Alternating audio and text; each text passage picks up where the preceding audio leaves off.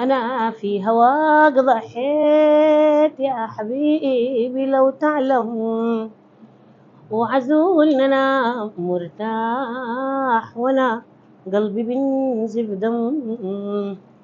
أكل ما يعود الليل أفكاري تتقسم، وتسيل دموع الشوق أتراك وانسى الهم. أشكيك لمين في الناس في الدنيا مين بيرحم، بعد فقدت شبابي وناسي والبلسم. طبعا يا اخوان الليلة انا في حالة كده ما يعلم بايلة ربنا. اول شي عندي اخوي هجام الملك المعروف لدى الناس كلها، عزمني انا وكم واحدة من زميلاتي وصحباتنا كده قهوة. جيت لقيت الموضوع غير الموضوع، كاميرات والموضوع فيه قنوات والموضوع تقيل. لقيت اخواننا في قناة تي في نت وخدتوني في كرسي ساخن، وهسه انا حاليا في الكرسي الساخن يا اخواننا، وان شاء الله ربنا يقدرني على الاسئله والهم اللي في يدي ده.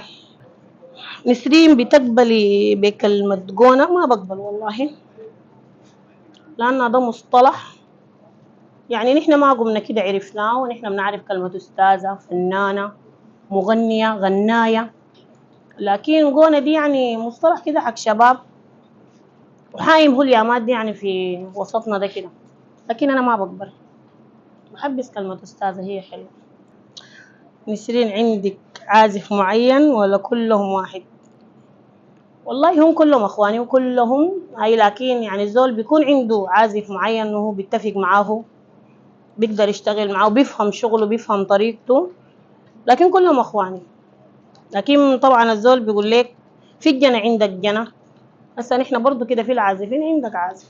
فنانة يعني ما مرقت والله يا اخوان، انا قاعدة مصندة في البلد دي ثابتة، ما مرقت حييت اتجاه، يعني كان مرقت بكون مرقت بس عطبرة وجيت راجعة لشغل، ومشيت لأختي، وكان عندي عقد أختي أصلا، يعني ده السبب اللي وداني عطبرة، لكن ما مرقت منهم درمان، قاعدة موجودة.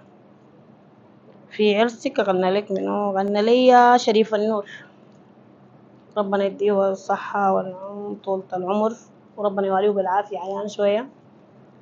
غنى لي هو.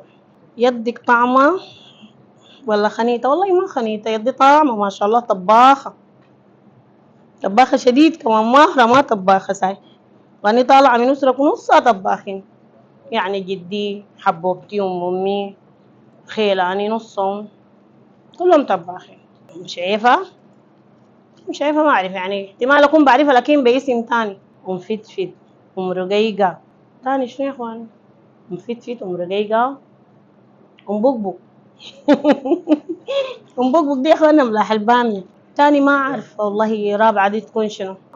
والله برد على مشاكلي في المايك، يعني مثلا أرد، يعني هو سؤال مكتوب بتردي في مشكلتك الخاصة بالمايك. المايك ده والله يا اخوان احنا الله ادانا لذاته مخفف بيه شيء جوانا، يعني مرات بتجيك حاجة كده ما مقصودة، لكن انت بتكون قاصد بها شنو الهدف، ما بتذكر، لكن يعني يا اخوانا خلوني. ما يعني ما هي مشكلة والله صعبة شوية، لكن شنو خلوها السؤال ده يا اخواني، خلونا نتخطاه. الأغنية والله الأغاني كثيرة، يعني ما أغنية محددة، انت كلام كثير. تعمل أغنية دويتي مع ياتو فنان سميرة دنيا، نضال القلعة، فهيمة عبد الله، وجدان بحري، سميرة دنيا، بحبها شديد، يعني ديل اخواتي، وجدان دي اختي شديد شديد شديد شديد، ربنا يطول في عمرها، يديها الصحة والعافية ويخلي لها أولادها، وأقول لها كل سنة وهي طيبة من هنا. لكن نفسي يعني عمل دويت مع سميرة دنيا. تقدري تقولي عمرك؟ نعم عمري 35 سنة، ماشية ل 36 سنة، لكن لسه يا اخوانا عذابه كده، خشت شهر شهرين 35. أيوة نعم، لأنه واقع في رأس السنة، يعني ده 31 يوم 31/12، لكن كل الحاجات عم بواحد واحد، طبعا الناس واحد واحد بتقول تسنين وكده، لكن هي ما تسنين، ميلاد.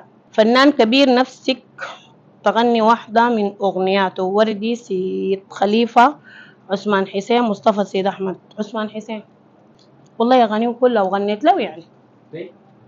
هيك كتير أغنية بحبها لأغانيهم مثلا، ولا أغنية غنيت عليهم. الأبيض ضميرك بتبدي حفلتك بيات أغنية، ما عندي أغنية معينة يعني، كل مرة زول بيغني. عادة أنا في هواك ضحيت، يمه ويمه يعني، دي أكتر أغنية بحبها لأن أنا أمي متوفية من بدري شديد. أي حاجة فيها كده بحبها. غنيت عينيا ما تبكي ويا حاجات كتيرة بيسوى لهم دي يعني، كان موضوع. ربنا يرحمها إن شاء الله يا رب، يرحم كل موتى. بتتعشي في الحفلة بعض الأحيان، أي مرات بنكون جعانين يا إخوانا ما بكذب، يقول يقول لنا تتعشوا، يحلفوا لك يجيك يحلفوا لك طلاق، ده يقول لك لا علي الطلاق إلا تتغدوا تتعشوا. تقدر طبعا تكسر لزول كلمة زي دي حتى لو بتطيب خاطر وتدخل يدك كده. عشان الفنانين ده كان ليه هسه يعني، في ناس كده يعني بيكون يقول لك عشان الفنانين ده لازم يعني يتعشوا ما يتعشوا، هم بيكونوا يعني عاملينه لنا زي ما قالوا بالجنب كده، وحاجة بتكون مدنكة كده يعني خاصة، يعني حجامة كده، حاجة كده جامدة كده. بيطلعوا قبلي اهل العريس ذاته يعشون، بيطلعوا حلال الفنانين عشان الفنانين ده براو. بجد في هسه نحن كلنا يعني بعض الاحيان الناس بتعمل كده، لكن في اللي بيحلفوا ليك ديلك يعني، في ناس كده من اهلنا زي ما قالوا العرب ديل يعني بطبيعهم كده كريمين شديد الكرم، العوير ذاك اللي ما ممكن شفت تمرق هاي بخشم الباب ده، لو ما شربت لو ما اكلت لو ما اقربوك بيحسوا بنفسهم انه هم قصروا ولا في حاجه هاي ناقصه. السؤال ده حفوته. ما في حاجات يا اخوانا ما بتقدر تنقال عشان بيسبب مشاكل وبتجيب حساسيات بين الاخوان، وهي الدنيا ما ناقصه اصلا. اكتر مكان بتحبي تحفظي فيه يعني بتغني فيه؟ المطبخ، الصالون، الحمام، الحوش. ما عندي حته معينه والله، بكون لافه فاركه في البيت ده وبغني. ومخي زينك على فكره، ما قاعد احفظ سريع والله، بتعبني في اغاني بتعبني شديد يعني، الا اخدت السماعه وتلقاني ماسكه التليفون وقاعده وراقده واقوم واخش وامرق. لو بعمل في اي حاجه لازم اكون شنو بردد في الأغنية دي عشان أقدر شنو. وعندي مشكلة إلا أخدت السماعة كده والتلفون ولا الحاجة تكون في يدي حتى أقدر أحفظ يعني كده بلاقي كده هنا، لكن في أي حتة يعني ما عندي حتة معينة. مرات في المطبخ أكتر شيء عشان بكون مع المواضيع، وأنا أصلا طباخة قبل السؤال ده شنو سألته. انتهينا والله يا إخوانا. بقول لأي زول زعلان مني يا إخوانا العفو والعافية، ولو زعلت عليه زول ولو في زول زعلان مني يحفي ليا. الدنيا ما معروفة والدنيا حرب، والحرب دي علمتنا حاجات كثيرة، بقت لنا مدرسة يعني تعلمنا منها بجد حاجات كثيرة. يا دابو في أعمال كثير حتنزل جديد، يترقبوا لا يعني كده ما، لكن لسه يعني عندي كم أغنية دار أشوف الحاجة الأجمل واحدة يعني اللي بتعمل ترندات وبتعمل ضجة نقدر هنا ننزلها. فرصة سعيدة ونتلاقى في ساعة خير، وكل سنة وانتم طيبين.